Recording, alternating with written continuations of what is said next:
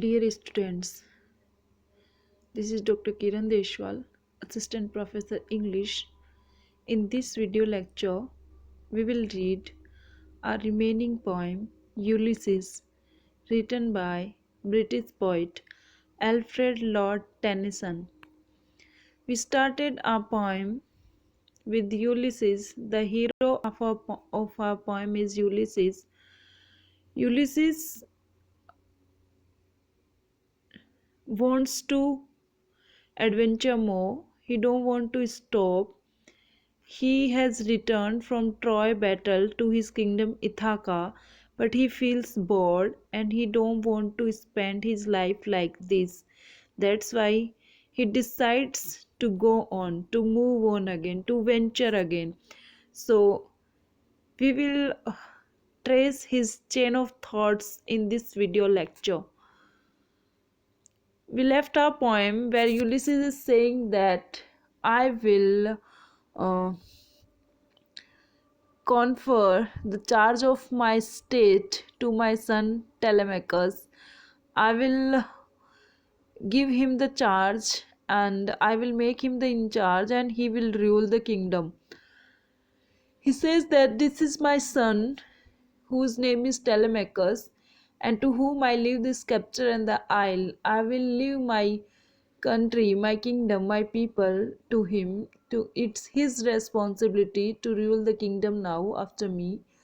He is well loved by me and he is discerning, he is wise to fulfill this labor. He is wise enough to fulfill his responsibility by slow prudence to make mild and wretched people. Slowly, slowly, he will make civilized these people who are barbarian now, and through soft degrees subdue them to the useful and the good. He will make them unable to do good deeds.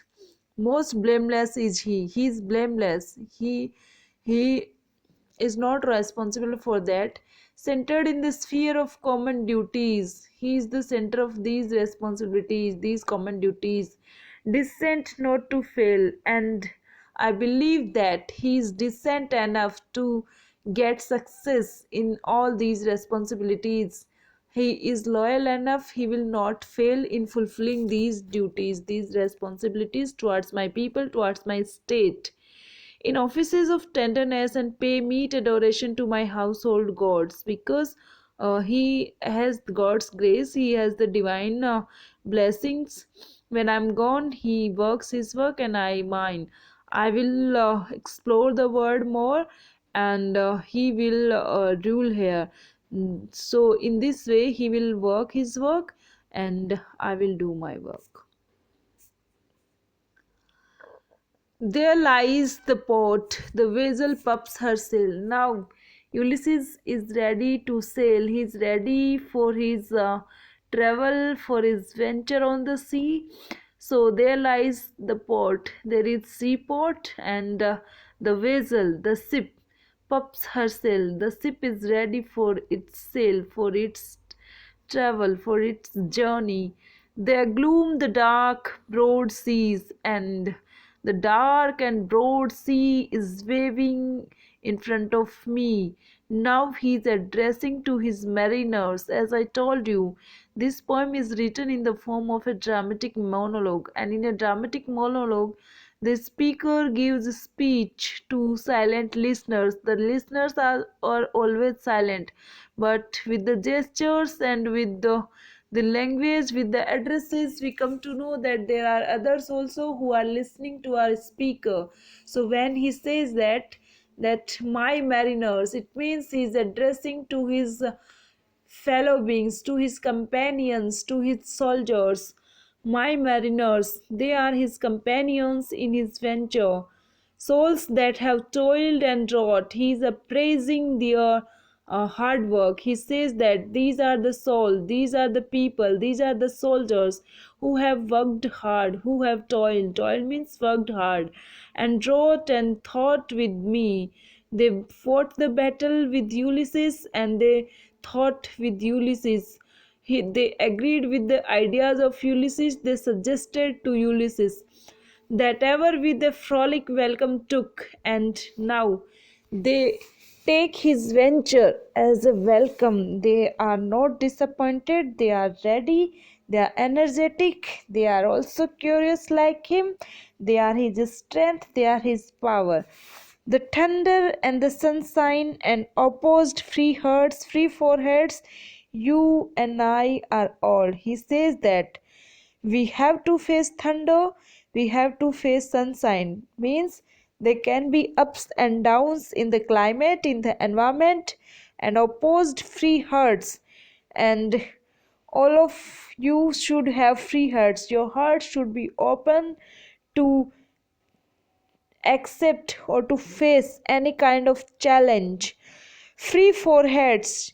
Your foreheads should be free. There should not be any tension. You should not be tense because you and I are old. Both of us are old. Old age hath yet his honor and his toil. Though we are old, but old age has its honor and its work, its toil. That closes all the work which we have in our hands now. Death will close it all. There nothing will be left of death. With death everything will end. But something before, er means before, but something before the end. Death will be our end, but before death, before the end, some work of noble note. We can do something better, we can do something noble. May it be done, may can be done. He is hopeful that we can still do something, still can achieve something better, remarkable, not unbecoming man that strove with God. We don't want to blame anything on the fate, on the destiny. We don't want to blame God for our undoings, for our wrongdoing. The lights begin to twinkle from the rocks. Generally, people start their journey at the break of the day, at the morning time, but it's evening and the light begin to twinkle from the rock. Stars are shining behind the rocks and the hills, and the long day wanes. This is the end of the day. So here we have the significance. Uh, Ulysses is old, so this is the end of his life, and he's starting his journey at the end of the day, and at the end of at the last years of his life. The slow moon climbs. The moon is, here we have personification. The moon is climbing like people, like a person. So slowly the moon climbs on the hill. The deep moines round with many voices, and there are voices, different voices. So we have here onomatopoeia. Come, my friend. He addresses to his friends. He calls them to come up. He says that, come, let's go.